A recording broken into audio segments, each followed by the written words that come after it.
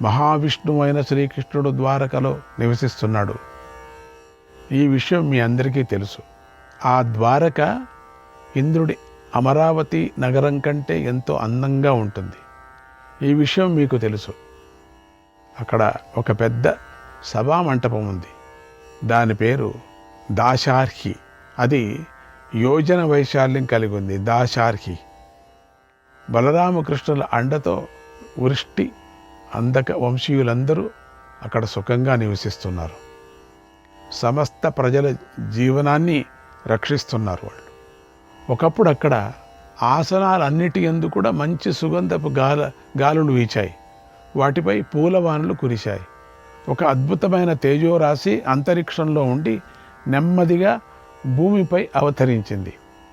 ఆ తేజస్సు మధ్యలో నుంచి తెల్లని ఏనుగుపై దేవతలతో కలిసి ఇంద్రుడు కనిపించాడు. ఆ ఇంద్రుణ్ణి చూసి బలరామకృష్ణులు, ఉగ్రసేన మహారాజు, యాదవులు ఆయనకు ఎదురు వెళ్ళి స్వాగతం పలికారు, నమస్కారాలు పెట్టారు. ఇంద్రుడు ఏనుగు మీద నుండి వేగంగా క్రిందికి దిగి కృష్ణుణ్ణి, బలరాముణ్ణి, ఉగ్రసేన మహారాజును కౌగిలించుకున్నాడు. ఉద్ధవుడు, వసుదేవుడు, వికద్రవుడు, ప్రద్యుమ్నుడు, సాంబుడు, నిశంఠుడు, అనిరుద్ధుడు, సాత్యకి, గదుడు, సారణుడు, అక్రూరుడు, కృతవర్మ, చారుదేష్ణుడు, సుదేష్ణుడు మొదలైన యాదవులందరినీ కౌగిలించుకున్నాడు. ఈ పేర్లు వింటేనే మనకు పాపాలు పోతాయి. మిగిలిన ప్రధానమైన వారందరినీ కౌగిలించుకొని వారు చేసిన పూజను స్వీకరించి తల వంచుకొని ఇలా అన్నాడు, నాయనా శ్రీకృష్ణ, నీ తల్లి అయినటువంటి అదితీదేవి పంపించగా నేను ఇక్కడికి వచ్చాను. భూమి పుత్రుడైన నరకాసురుడు మన తల్లి కుండలాలను అపహరించాడు. కనుక ఓ మధుసూదన, ఈ లోకంలో తల్లి మాటను పాటించేవాడివి నువ్వు ఒక్కడివే కదా. ఆ నరకాసురుణ్ణి సంహరించు. ఆమె కుండలాలను ఆమెకు తెచ్చివు, ఆమెకు ఆనందం కలిగించు అన్నాడు. అప్పుడు కృష్ణుడు, నేను తల్లి మాట పాటిస్తాను, ఆ నరకాసురుడిని సంహరిస్తాను, అమ్మ కుండలాలను తీసుకొని వచ్చి తిరిగి అమ్మకిస్తాను, అమ్మకు ఆనందం కలిగిస్తానని బలరాముడు, ప్రద్యుమ్నుడు, అనిరుద్ధుడు, సాంబుడు మొదలైన వారితో మాట్లాడాడు. తర్వాత శ్రీకృష్ణుడు దేవతలకు మేలు కలగాలని కోరుకున్నాడు. వెంటనే గరుత్మంతుణ్ణెక్కి నరకాసురుడి వద్దకు బయలుదేరాడు. ఆయన వెనకే ఇంద్రుడు, దేవతలు కలిసి వెళ్ళారు. అందరూ శ్రీకృష్ణుడిని స్తుతిస్తూ వెళ్ళారు. శ్రీకృష్ణుడు నరకాసురుడికి ముఖ్యులైనటువంటి రాక్షసులందరినీ సంహరించాడు. తర్వాత మురాసురుడు సృష్టించిన 6000 పాశాలను చూశాడు. అవి చాలా విచిత్రంగా ఉన్నాయి. వాటి చివర చురకత్తులున్నాయి.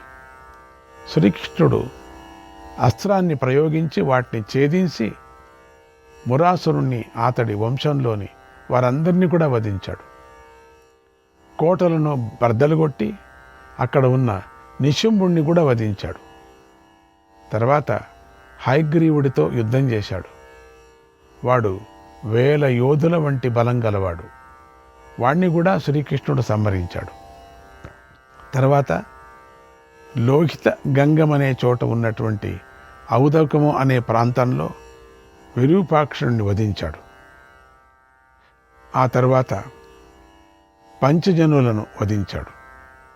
వారు ఎప్పుడు నరకాసురుడు వెంటే ఉంటారు, క్రూరమైన పనులు చేస్తూ ఉంటారు. అందుకే వారికి పంచజనులు అనే పేరు వచ్చింది. అలాంటి రాక్షసులను శ్రీకృష్ణుడు వధించాడు. తర్వాత నరకాసురుడి రాజధానికి వెళ్ళి యుద్ధం చేశాడు. ఆ యుద్ధం దేవతలకు, రాక్షసులకు జరిగినటువంటి యుద్ధం కంటే ఘోరంగా జరిగింది.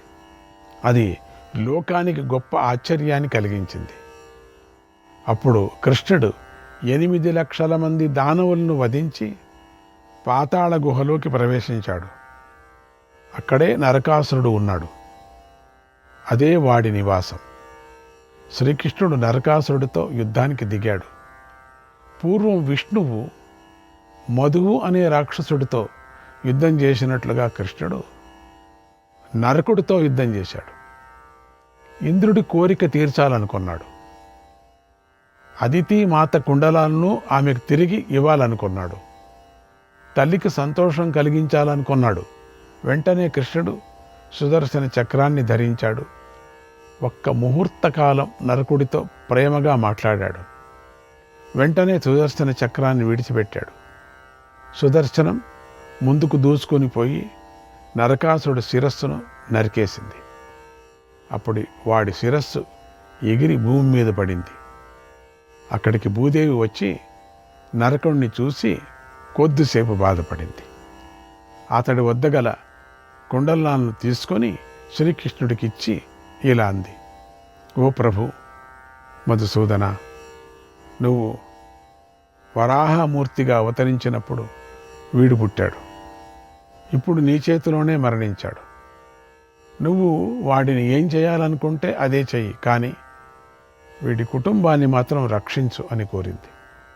అప్పుడు శ్రీకృష్ణుడు, ఓ భూదేవి, నీ పుత్రుడైన ఈ నరకాసురుడు దేవతలను బాధించాడు, మునులను బాధించాడు, మహాత్ములను కూడా పీడించాడు, సకల ప్రాణులను భయపెట్టాడు. వీడు బ్రహ్మద్వేషి, పురుషులలో నీచుడు, జనుల చేత నిందించదగినవాడు, దేవతలకు శత్రువై ఉన్నాడు, లోకకంటకుడై ఉన్నాడు. వీడు సకల లోకవాసులు పూజించే అదితి మాతను అవమానించాడు. గర్వంతో ఆ తల్లి వద్ద నుంచి బలవంతంగా కుండలాలను దొంగలించాడు. ఈ కారణాల వల్లనే మేము వీడిని వధించాం. బాధపడకు. నేను ఈ పని చేసినందుకు నాపై కోపగించకు. నా ప్రభావం వల్ల నీ పుత్రుడు ఇప్పుడు ఉత్తమ గతిని పొందాడు. సంతోషంగా తిరిగి వెళ్ళు. నీకు గల భారాన్ని నేను తొలగించాను అన్నాడు.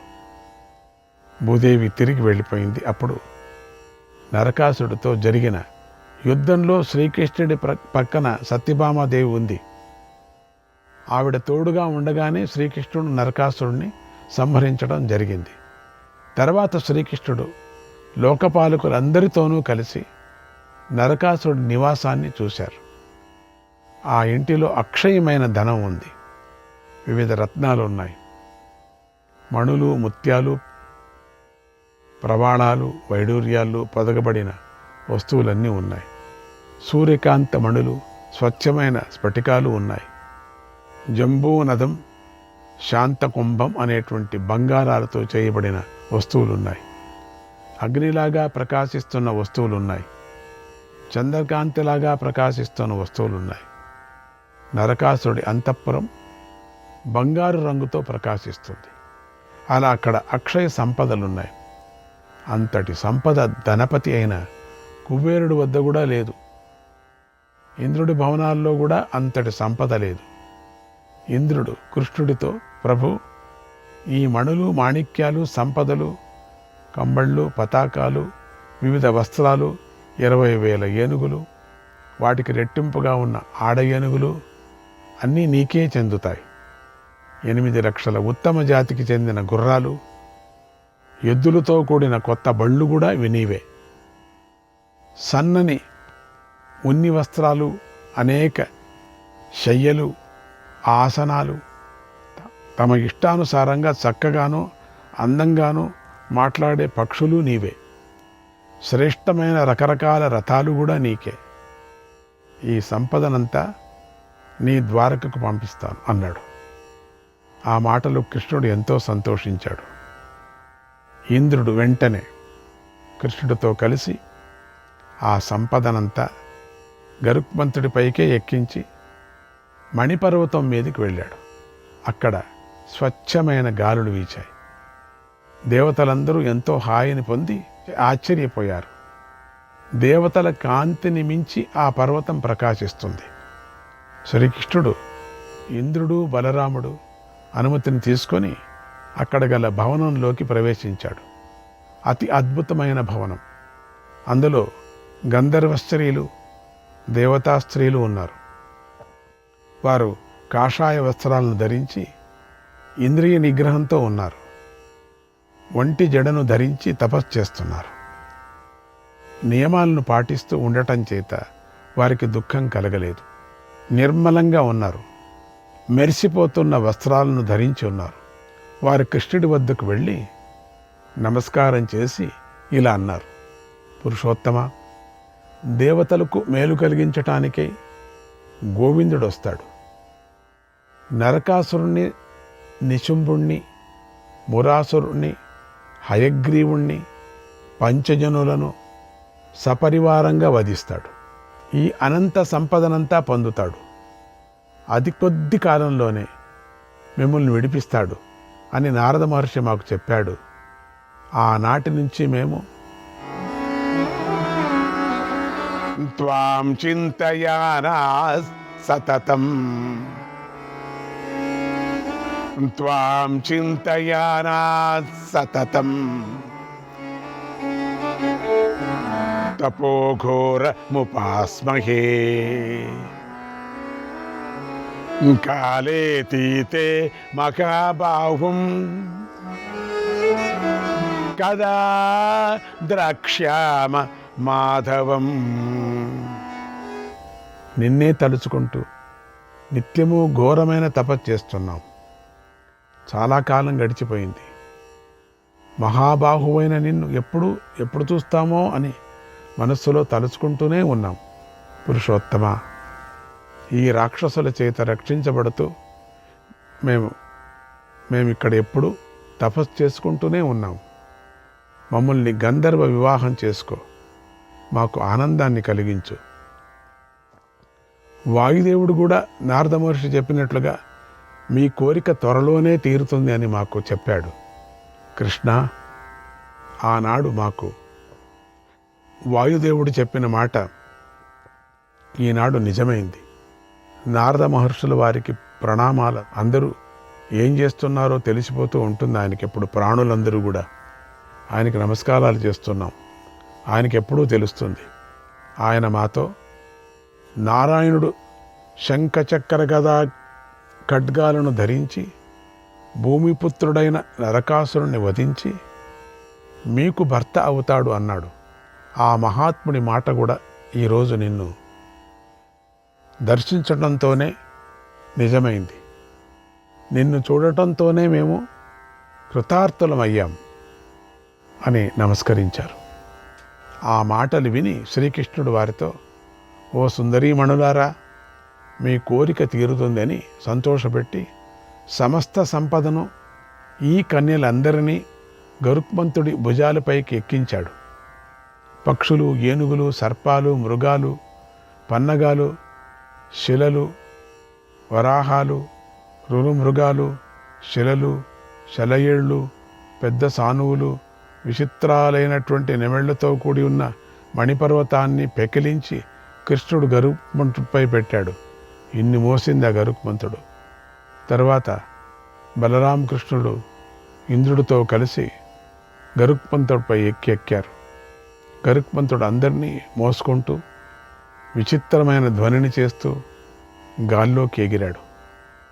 దారిలో ఎదురైన పర్వత శిఖరాలను పడగొడుతూ ముందుకు వెళుతూ చెట్లను రెళ్లతో పెకిలిస్తూ వెళ్ళాడు. ఆకాశంలో మేఘాలను తనతో పాటుగా లాక్కుంటూ వెళ్ళాడు. తన కాంతితో గ్రహాలు, నక్షత్రాలు, సప్తఋషుల కాంతులను కూడా మించిపోయాడు.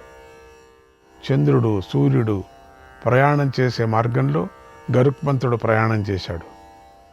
దారిలో మేరు పర్వతం వచ్చింది. దాని మధ్యమ శిఖరానికి గరుత్మంతుడు చేరుకున్నాడు. అప్పుడు కృష్ణుడు అక్కడ గల సమస్త దేవతల యొక్క స్థానాలంతా చూశాడు. అలా శ్రీకృష్ణుడు గరుత్మంతుడి సహాయంతో విశ్వదేవతలు, మరుద్గణాలు, సాధ్యుల స్థానాలను అక్కడి నుంచి దాటాడు. అశ్విని కుమారులు లోకం కూడా దాటి దేవలోకానికి చేరాడు. అప్పుడు శ్రీకృష్ణుడు గరుత్మంతుడిపై నుండి కిందికి దిగి ఇంద్రుడి భవనంలోకి వెళ్ళి అదితీదేవి పాదాలకు నమస్కారం చేశాడు. అక్కడ సమస్త దేవతలు, బ్రహ్మదేవుడు, దక్షుడు మొదలైన ప్రజాపతులు శ్రీకృష్ణుని పూజించారు. తర్వాత బలరాముడితో కలిసి కృష్ణుడు అదితి మాతకు దివ్య కుండలాలను ఇచ్చాడు, అమూల్యమైన రత్నాలను ఇచ్చాడు. దేవమాత అయిన అదితి అవన్నీ తీసుకొని చాలా సంతోషించింది. ఆమె మనస్సులోని దుఃఖం తొలగిపోయింది. బలరామకృష్ణులను గౌరవించింది. శ్రీకృష్ణుడితో కలిసి వచ్చినట సత్యభామను సచీదేవి తీసుకొని వెళ్ళి అదితి మాతకు పరిచయం చేసింది. ఎంతో సంతోషాన్ని పొందినటువంటి అదితి మాత కృష్ణుడికి సంతోషం కలిగించాలని సత్యభామను ఇలా ఆశీర్వదించింది. జరాంనా యాస్యసి వధూః యావద్వై కృష్ణ మానుషం సర్వగంధ గుణోపేత భవిష్యసి వరాననే భవిష్యసి వరాననే. ఓ సుందరి, కృష్ణుడు మానవుడిగా భూమిపైన ఉన్నంత వరకు నువ్వు ముసలితనాన్ని పొందవు, దివ్యగంధము ఉత్తమ గుణాలను కలిగి ఉంటావు అని వరమిచ్చింది. తర్వాత సత్యభామ సచీదేవితో కలిసి హాయిగా స్వర్గంలో విహరించి కృష్ణుడి వద్దకు వచ్చింది. దేవతలు మహర్షులు కృష్ణుడిని పూజించారు. కృష్ణుడు దేవలోకం నుంచి బయలుదేరి ఎంతో దూరం ప్రయాణం చేసి వర్ధమానము అనే పేరు గల ద్వారకా నగరానికి చేరాడు. తన పురాన్ని చూస్తూ ఎంతో సంతోషించి లోపలికి వెళ్ళాడు. ఆ పురం ఎంతో అందంగా ఉంది. ద్వారకలో చక్కని ఉద్యానవనాలు ఉన్నాయి. సూర్యచంద్రుల వంటి ప్రకాశంతో అది ప్రకాశిస్తూ ఉంటుంది. అక్కడ అందమైన గ్రహాలు ఉన్నాయి. ఆ ద్వారకను విశ్వకర్మ నిర్మించాడు. ఆ ద్వారక గంగా సింధు నదుల వంటి అగడతలతో ఉంది. సూర్యకాంతితో ప్రకాశిస్తున్న ప్రాకారంతో ఉంది. స్వర్గంలాగా వెలిగిపోతూ ఉంటుంది. స్వర్గంలో ఉన్న నందనవనం, విశ్రక వనాల లాంటి వనాలు అక్కడ ఉన్నాయి. ద్వారక బ్రహ్మదేవుడి యొక్క వనంలాగా ప్రకాశిస్తూ ఉంటుంది. వైభ్రాజం అనే వనంలో అన్ని ఋతువుల్లోనూ పూసే పూలు పండ్లు ఉంటాయి. అచ్చం అలాగే ద్వారకలో వనాలు ఉపవనాలు కూడా ఉన్నాయి. అవి ఆకాశంలో వెదజల్లబడిన నక్షత్రాలు గల స్వర్గంలాగా ద్వారకాపురి అంటే రెండవ స్వర్గమే. ఇదే స్వర్గం. ఆ స్వర్గంలో ఏముందో మొత్తం ద్వారకా నగరంలో అదే స్వర్గం ఉంది. అదే స్వర్గం అని చెప్పచ్చు. ఆ ద్వారకాపురానికి తూర్పు దిక్కులో చక్కని రైవతక పర్వతం ఉంది. దక్షిణ దిక్కులో లతావేష్టం అనే పర్వతం ఉంది. అది 5 రంగులతో ఇంద్రధనస్సులాగా ప్రకాశిస్తూ ఉంటుంది. పశ్చిమ దిక్కులో సుకక్షం అనే పర్వతం ఉంది. అది విచిత్రమైన తోటలతో శోభిల్లుతూ ఉంటుంది. ఉత్తర దిక్కులో తెల్లని వేణుమంత పర్వతం ఉంది. తూర్పు దిక్కులో ఉన్న రైవతక పర్వతానికి దగ్గరలో చిత్రకంబలం అనే వంటి రంగులతో ప్రకాశిస్తున్నటువంటి పాంచజన్య వనం ఉంది. లతావేష్టి పర్వతానికి 4 దిక్కుల మేరు ప్రభావనం, తాళవనం, పుష్పకవనం ఉన్నాయి. సుకక్ష పర్వతం చుట్టూ చిత్రపుష్పకం అనేటువంటి వనం ఉంది. శతపత్రవనం, కరవీరవనం, కుసుంబీ వనాలు కూడా ఉన్నాయి. వేణుమంత పర్వతానికి 4 వైపులా చైత్రరథం, నందనం, రమణం, భావనం అనేటువంటి మహావనాలు ఉన్నాయి. శ్రీకృష్ణాయ పరమాత్మనే నమః.